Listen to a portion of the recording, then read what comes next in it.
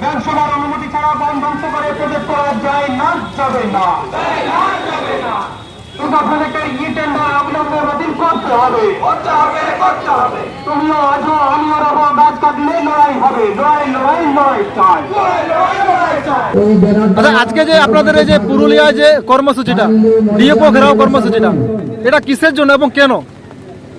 আপনারা সকলেই অবগত আছেন যে আমাদের আদিবাসী বাঁচাও প্রকৃতি বাঁচাও মঞ্চ গত কয়েক বছর যাবৎ অযোধ্যা পাহাড়কে কেন্দ্র করে যে আন্দোলন করে আসছে সে অযোধ্যা, এবং সেখানে আদিবাসীদের একদম পরম্পরাগত আজ থেকে নয়, ওখানে আমাদের লবীর বা সুতন ডাঁডি আছে, ওখানে আমাদের গোয়াল বনুম আছে, এবং অযোধ্যাকে নিয়ে আমাদের আদিবাসীদের মধ্যে একটা মানে জাতির সেন্টিমেন্ট, এবং এই জায়গাটাতে সরকারকে আমরা বারে বোঝানোর চেষ্টা করছি যে অযোধ্যাকে কেন্দ্র করে যে প্রকল্প সরকারের উদ্যোগে যেটা কোনো কোম্পানিকে দিয়ে করানো হচ্ছে, এই প্রকল্প আমরা তীব্রভাবে বিরোধিতা করছি। এর আগে 2021 সালে 8ই অক্টোবর আমরা ডিএম ডেপুটেশন ঘেরাও করে আমাদের প্রতিবাদ বিক্ষোভ জানিয়েছিলাম এই পুরুলিয়াতে। আজকে ঠিক 2 বছর পরে 8ই সেপ্টেম্বর 2023 সেম ইস্যু, এবং এখানে একটা এডিশনাল ইস্যু হয়েছে অযোধ্যা পাহাড়ের উপরে যে গাছ আছে সেই গাছগুলো কাটার জন্য গভর্নমেন্ট এখানে ডিএফও সাহেব যে টেন্ডার করেছে সেই টেন্ডারের বিরোধিতায় আমাদের মূল এজেন্ডা, এবং সেফ অযোধ্যা এবং খুর্গা প্রকল্প সহ, এবং ওখানে বাঁধু এবং কাঁঠালজল যে প্রজেক্টগুলো হচ্ছে ওই প্রজেক্টগুলো অবিলম্বে বাতিল করা এবং গ্রাম সভার যে রাইট আছে সেটাকে খর্ব করার যে একটা অপপ্রচেষ্টা চলছে তার বিরুদ্ধে আজকে আমাদের প্রতিবাদ বিক্ষোভ সমাবেশ এবং ডিএফও ডেপুটেশন কর্মসূচি। আচ্ছা, বিভিন্ন প্রকল্প মানে তো দেশের উন্নতি, তাহলে এখানে কি আপনারা উন্নতিকে বিরোধিতা করছেন? না, প্রকল্প উন্নয়ন বাস্তবায়নে আমাদের কোনো বিরোধিতা নেই। আমরা বিরোধিতা করছি যে কোনো প্রকৃতি ধ্বংস করে আদিবাসীদেরকে উচ্ছেদ করে কোনো রকম উন্নয়ন করা চলবে না। উন্নয়ন হোক, কিন্তু আদিবাসীদেরকে উচ্ছেদ করে উন্নয়ন আমরা চাইছি। যে উন্নয়নটা গভর্নমেন্ট এখানে করতে চাইছে সেখানে অনেক আদিবাসী গ্রাম ধ্বংস হবে, অনেক বনাঞ্চল ধ্বংস হবে, অনেক গাছ লক্ষ গাছ কাটা হবে, এবং এখানে প্রাকৃতিক সৌন্দর্য সবশেষে আদিবাসীদের একটা যে কালচার ট্র্যাডিশনাল এবং আদিবাসীদের যে অ্যাক্টিভিটি অযোধ্যাকে ঘিরে সেটা একদম অচিরাই বিলুপ্ত হয়ে যাবে। এর ষড়যন্ত্র গভর্নমেন্ট করছে, এরই প্রতিবাদে তামাম আদিবাসীরা আজকে বৃষ্টিবিঘ্নিত দিনেও আমরা পুরুলিয়াতে সমাবেত হয়েছি, জমায়েত হয়েছি, এবং এখান থেকে আমাদের আওয়াজ হচ্ছে যে অযোধ্যাতে হাত লাগানো চলবে না। উন্নয়ন হোক, কিন্তু প্রকৃতি ধ্বংস করে আদিবাসীদের উচ্ছেদ করে উন্নয়ন আমরা চাইছি।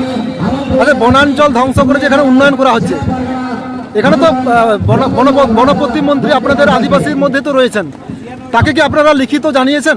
অবশ্যই একাধিকবার জানিয়েছি, উনি আমাদেরকে আশ্বস্ত করেছেন যে, এবং রিসেন্টলি আমাদের একটা অ্যাডমিনিস্ট্রেটিভ মিটিংও হয়েছিল স্টেট লেভেলের অ্যাডমিনিস্ট্রেটরদের সাথে। ওনারা বলেছেন যে অযোধ্যাকে কেন্দ্র করে যে প্রকল্পের কথা হয়েছে সেই প্রকল্পতে নাকি যে ওনারা যে পরিসংখ্যান দিচ্ছেন যে অত পরিমাণ গাছ কাটা হবে না, এবং আমরা যেটা আশঙ্কা করছি সেটা আমাদের আশঙ্কাটা হয়তো ভুল হতে পারে।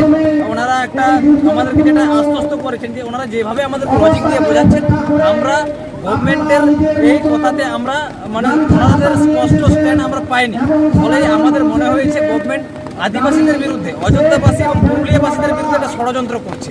এবং আমরা বারে চাইছি খুর্গা প্রজেক্টকে নিয়ে গভর্নমেন্ট তার ব্লুপ্রিন্ট এবং তার রূপরেখা একদম ওপেন ফোরামে বলুক যে আমার এই প্রকল্প এই বাস্তবায়ন হলে এত ক্ষতি হবে, এত হবে না। আজকে শুধু অযোধ্যাতে নয়, আজকে দেউচাপাতে কিন্তু সেম ইস্যু হচ্ছে। এইগুলোর বারে আমরা বিরোধিতা করছি। আড়ালে কেন, আড়ালে কেন? প্রকাশ্যে সরকার যে অযোধ্যা পাহাড়ে আমাদের আদিবাসীদের অস্তিত্ব নষ্ট হবে না, এবং আদিবাসীদেরকে বিলুপ্ত করে কোনো রকম আদিবাসী গ্রামকে নষ্ট করে কোনো রকম প্রকল্প হবে না, সেটা সরকার কেন করছে না?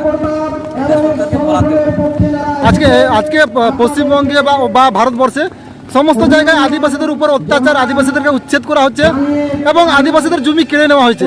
ঠিক একইভাবে উত্তরবঙ্গতেও আজকে চোপড়ার আমবাড়ি লোদাবাড়িতে যেভাবে আদিবাসীদের উপর অত্যাচার করা হয়েছে, এ নিয়ে কি বলবেন?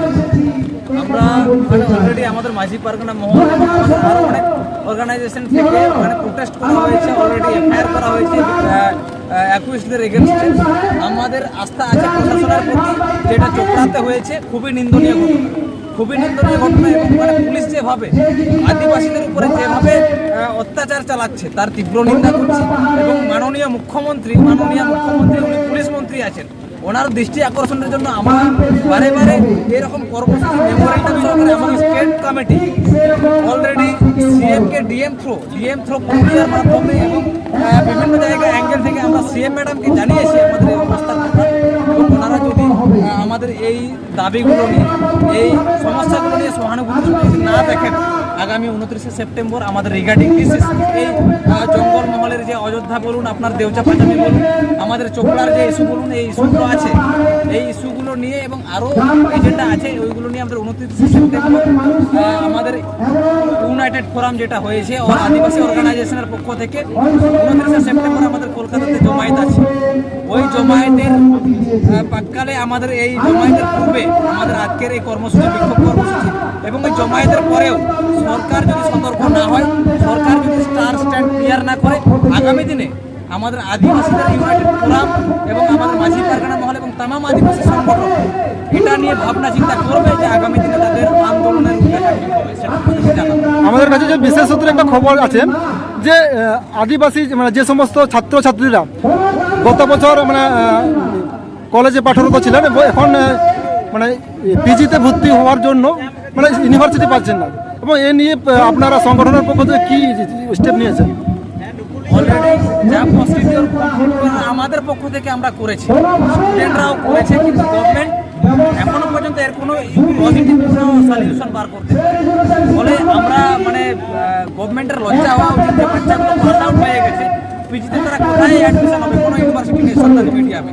আগামী কয়েকদিনের মধ্যেই আমাদের এই সেকেন্ড উইকের মধ্যে হয়তো 13 তারিখ সম্ভবত আমরা বাঁকুড়া ইউনিভার্সিটি, ঝাড়গ্রামের সাধুরামচাঁদ মুর্মু ইউনিভার্সিটি, বিদ্যাসাগর ইউনিভার্সিটিতে আমাদের স্টুডেন্টদেরকে নিয়ে আমাদের ওখানে জমায়েত এবং বিক্ষোভ অবস্থান কর্মসূচি একটা গৃহীত হয়েছে এবং আপনারা আরও কনফার্মেশন পেয়ে যাবেন কয়েকদিন পর। যেটা আমরা আমাদের দাবি আছে যে বাচ্চারা, এই স্টুডেন্টরা যারা পাস আউট হয়েছে তারা ভর্তি কোথায় হবে, এটা সরকারকে ব্যবস্থা করতে হবে। আমাদের বাচ্চারা যদি ভর্তি হতে না পারে, যারা পিজি কোর্সে ভর্তি হতে না পারে, তাহলে অনির্দিষ্টকাল পর্যন্ত এই 3টে ইউনিভার্সিটি কিন্তু আমরা স্তব্ধ করে দেব। বাঁকুড়া ইউনিভার্সিটি, সাধু রামচাঁদ মুর্মু ইউনিভার্সিটি, বিদ্যাসাগর ইউনিভার্সিটি। আজকের যে কর্মসূচি, এই কর্মসূচিতে আজকে আপনারা ডিএফও সাহেবকে যে লিখিত মেমোরেন্ডামটা দিচ্ছেন, এই নিয়ে যদি যথাপযুক্ত ব্যবস্থা না নেওয়া হয়, সংগঠনের পক্ষ থেকে পরবর্তী কী স্টেপ নেবেন? উইদিন ভেরি শর্ট পিরিয়ড আমরা সংগঠনের পক্ষ থেকে আলোচনার মাধ্যমে আমাদের হায়ার অথরিটি আছে, অবশ্যই তারা এর থেকে দৃঢ়তর এমন আমরা একটা অবস্থান নেব যেটা আগামী দিনে সরকারের পক্ষে ভারী হয়ে দাঁড়াবে। আপনার পরিচয়? আমার নাম মনোরঞ্জন মুর্মু, আমি মেদিনীপুর জেলার যোগ্য।